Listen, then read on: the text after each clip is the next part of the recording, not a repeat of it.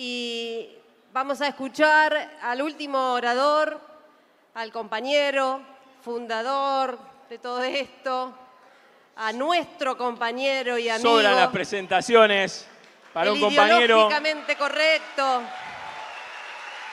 Qué sé yo, el de los huevazos sube al escenario, y ustedes lo saben.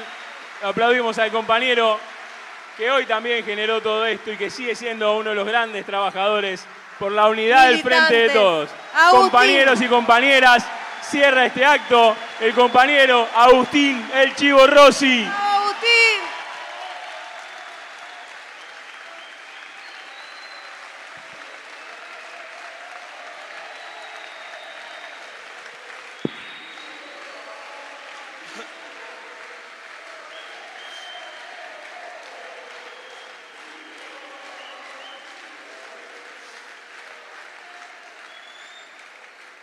Bueno, muchísimas gracias, compañeras, compañeros. Muchísimas gracias a todos los compañeros que se vinieron de Buenos Aires, de otros lugares, a realizar esta linda experiencia que construimos entre todos. Muchísimas gracias, Juanchi, Jorge. Muchísimas gracias, Cecilia, Vilma.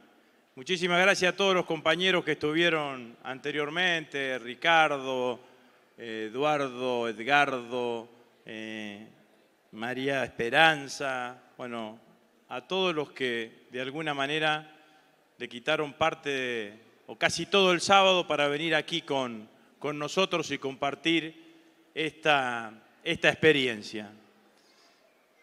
Muchísimas gracias a todos los compañeros que hoy están acá. Hay que ser honestos con nosotros mismos. Nosotros no esperábamos enorme convocatoria. Nosotros creíamos que a duras penas íbamos a llegar a los 800, 900 personas. Hay 2000 personas, me dijeron que pusieron una pantalla.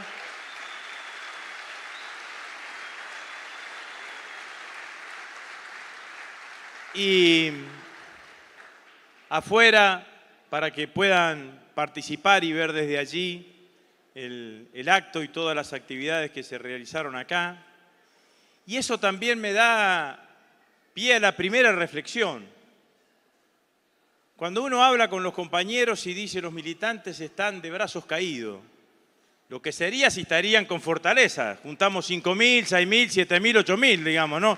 Me parece que el problema no lo tenemos en los militantes. Lo tenemos en nuestra dirigencia, que a veces queda de brazos caídos y que a veces cree que todo lo que hicimos no sirve para nada y que todo lo que hicimos nos va a llegar a un lugar de dificultoso en el 2023.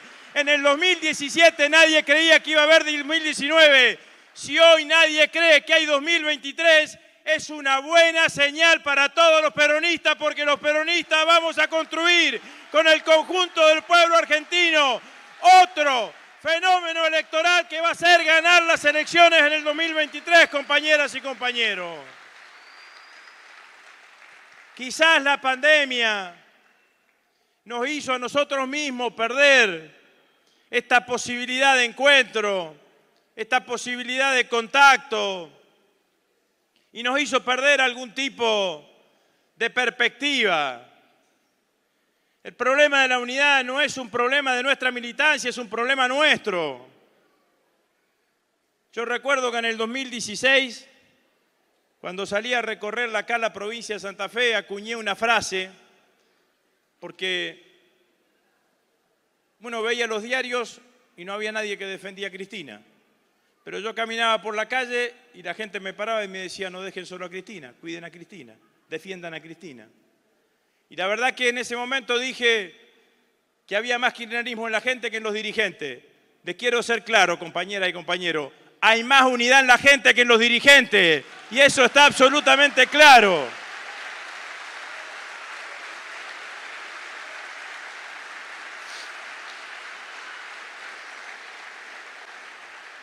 Y me parece que eso muestra la fortaleza, porque los pueblos tienen mucho más olfato y pueden percibir bien cuáles son las coyunturas que se presentan en determinados momentos. A veces nosotros mismos, y yo mismo, uno se traba en los análisis porque no termina de ver con claridad cuáles son las opciones y hacia dónde van los procesos políticos en cada una de las circunstancias. El movimiento nacional y popular es muy sabio. Cada vez que el movimiento nacional y popular pudo sintetizar en consignas el momento político, preanunció eso, una gran epopeya del movimiento nacional y popular. Acordémonos, 45-46, Perón Obrade. Cuando en los 70 los compañeros pintaban Lucha y Vuelve, nadie te paraba en la esquina y te decía, che, ¿quién vuelve? Todos sabíamos que era Lucha y Vuelve de Perón. Acá me parece que la energía que se puso alrededor de la discusión del acuerdo con el Fondo Monetario Internacional fue tal que nos confundió en algún lugar. El problema no es el Fondo Monetario Internacional, el problema es el gobierno neoliberal de 4 años de Mauricio Macri, que nos dejó el Fondo Monetario, que nos dejó la deuda con el Fondo Monetario, que nos dejó el 40% de pobreza, que nos dejó el 50% de inflación, que nos dejó alta indigencia y que nos dejó un proceso de desindustrialización enorme, compañeras y compañeros. Entonces nosotros tenemos que empezar a resolver las consecuencias de un proyecto y de un gobierno neoliberal.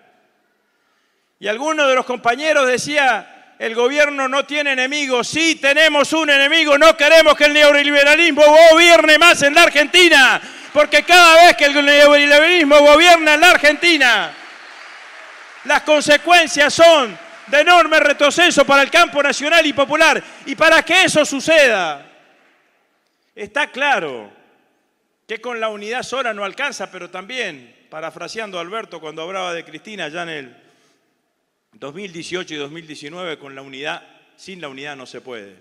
La unidad es un valor en sí mismo. La unidad es un valor en sí mismo, más para los peronistas. Decía Juan Giani que hacía diferencia sobre los momentos de Néstor, Cristina y Alberto, y hacía una referencia sobre la oposición. Y la verdad es que yo tengo que ser honesto con todos ustedes porque me lo han escuchado alguna vez. Yo decía que no me sentía totalmente representado con aquella frase de que íbamos a volver mejores, porque implícitamente dejaba traslucir que no habíamos sido lo suficientemente buenos entre el 2013 y el 2015. Y yo creo que fuimos excelentes entre el 2013 y el 2015. Pero la verdad, compañeras y compañeros, que la frase que más me representaba era que íbamos a volver distintos, porque no se podía comparar esta experiencia que se iniciaba el 10 de diciembre del 2019 con ninguna de las experiencias anteriores, ni en términos económicos ni en términos políticos. Fijémonos en términos políticos. Néstor y Cristina en sus gobiernos no tuvieron fuerzas opositoras o bloques opositores absolutamente constituidos como tiene Alberto hoy.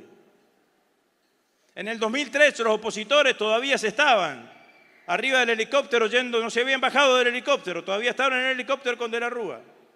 En el 2007 nosotros fuimos unidos a las elecciones, ganó Cristina con el 46%, la oposición fue dividida en 2 candidatos, Labaña y Carrió. Labaña con Morales, Carrió con Giustiniani, dirigente del socialismo en ese momento.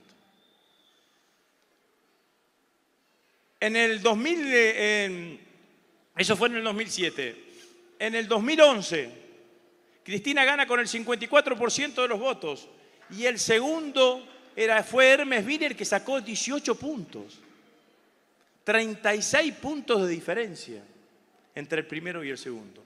La atomización opositora era absoluta.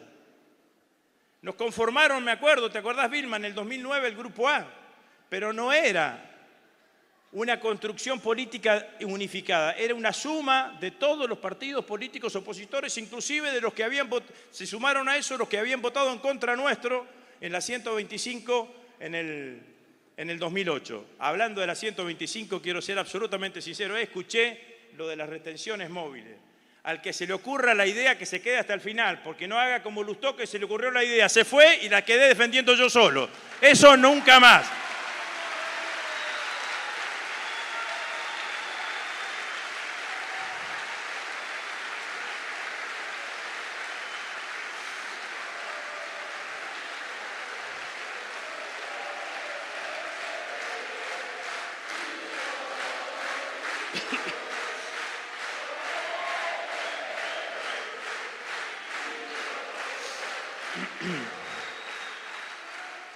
Entonces esa situación, fíjense ustedes, se empieza a revertir en el 2013.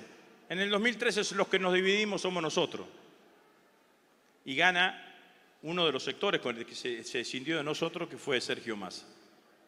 En el 2015, para la elección del 2015, el gran acierto de Macri, Sanz y Carrió fue empezar a juntar el antiperonismo en la Argentina, que es tan fuerte como el peronismo, y que constituyeron a partir de ahí una fuerza política que viene sacando el 40%, 42% de los votos en todas las elecciones, y que tiene bloques parlamentarios fuertes.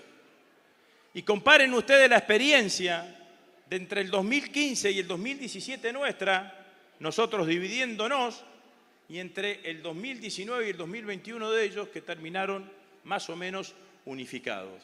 Entonces, lo primero que tenemos, que tiene de distinto y de inédito esta etapa política, es que tenés una fuerza política opositora con capacidad electoral que está unificada. Y lo segundo que tiene de distinto es que la situación económica es absolutamente distinta y no tiene punto de coincidencia con lo que fueron los años anteriores, ni el 2003, ni el 2007, ni el 2011. En el 2003 Néstor gana las elecciones y tenía la deuda ya defolteada, la deuda con los acreedores privados, no con el fondo. No con el fondo. Nosotros no teníamos defolteada la deuda, teníamos solamente los acreedores en peso, ¿no? Defolteada, que se reconstituyó y se reprogramó, pero fundamentalmente el mayor peso que teníamos era la deuda con el Fondo Monetario Internacional.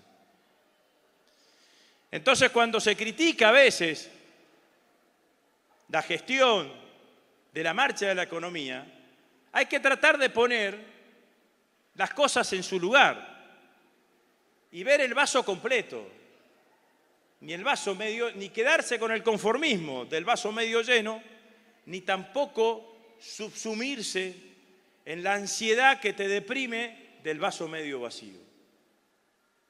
Porque con los problemas que tenía la Argentina y la economía argentina dio respuestas. Creo, y esto lo han dicho, lo dijo María Esperanza, tenemos un problema de relato, claramente, y tenemos un problema también que los voceros del vaso medio vacío son mucho más potentes que los voceros del vaso medio lleno. Hace 15, 20 días parecía que los argentinos nos íbamos a morir de frío durante el invierno, porque no íbamos a tener ni gas ni electricidad. Esta semana el presidente se reúne con el presidente boliviano, resuelve casi la totalidad el problema del gas. El ministro de Economía se va a Brasil, resuelve en gran parte el problema de la energía eléctrica, jueves y viernes. Hoy no aparece en ningún lado eso. El 7%, lo decía Cecilia, el 7% de desocupación es el nivel más bajo desde el año 2014-2015. Hay que ir a otro gobierno nuestro. Durante 4 años de gestión el macrismo nunca llegó a esos niveles de desocupación, en la Argentina. Es para plantarse en el debate con la oposición claramente y decirle cuáles son los éxitos y la fortaleza de la economía argentina. Y uno puede enumerar una cantidad de cosas. Crecimos el 10,3%, eso es por encima del efecto rebote. Bajamos la desocupación al 7%, bajamos la pobreza, bajamos la indigencia. El primer trimestre de este año la balanza comercial es claramente superavitaria. La recaudación ha crecido durante todo este tiempo por encima de la tasa de inflación. Es cierto que el trabajo que se consiguió en ese 7% de desocupación no es trabajo de la calidad que uno esperaba, ni es trabajo que a veces tenga la remuneración que uno buscaba. Es cierto que el crecimiento baja más rápidamente la tasa de pobreza y menos la de la indigencia, que es un indicador más duro, que cuesta muchísimo más, pero eso en todo el debate también tiene que estar puesto. No puede ser que hablemos solamente de lo que falta. De lo que falta hay que hablar, hay que hacerse cargo y hay que resolverlo. Pero también hay una cantidad de cosas que se hicieron, que a veces parece que ya pasaron. Lo mismo nos sucedió con las vacunas. El año pasado decían que no iba a haber vacuna para los de la franja entre 18 y 50 años. Y Argentina tiene uno de los índices de vacunación más altos. Y no nos computamos los aciertos que se tienen que tener. Y a veces yo creo, pero es una opinión de un ingeniero, no de un comunicador, ni de un sociólogo, ni de un politólogo. A veces me da la idea que comunicar tanto genera el mismo efecto que no comunicar nada. Porque hay que comunicar con prelación. Y nosotros parece que comunicamos con tiro de escopeta, con perdigones. Y lo que necesitamos es comunicar con precisión, con un tiro de carabina. ¿Por qué? Porque tenemos un sistema de medios hegemónico que tiene predispuesto a resaltar cada uno de los errores o cada una de las falencias que tengamos y no está predispuesto nunca a reconocer los aciertos que tiene nuestro gobierno. Entonces me parece que eso también es parte de lo que nosotros necesitamos en el tiempo que falta.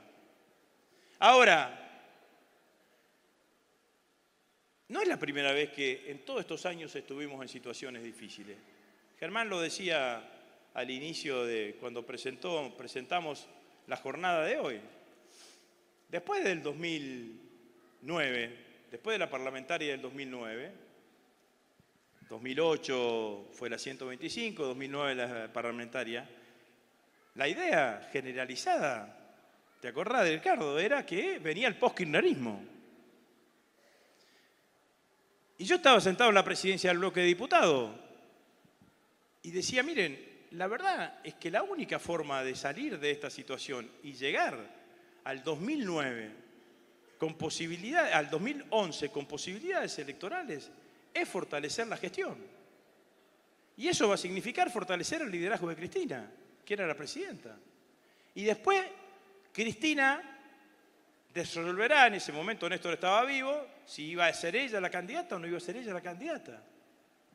Y eso fue lo que hicimos. El gobierno ayudó un montón, ¿no? Cristina y Néstor nos dieron una enorme clase de cómo había que conducir en adversidad. De ahí salió la ley de medios, la nacionalización de FJP, la de ley de aerolíneas argentinas y demás. Ahora, si hicimos eso en el 2009 y terminó bien en el 2011, ¿por qué no habría que hacer esto ahora?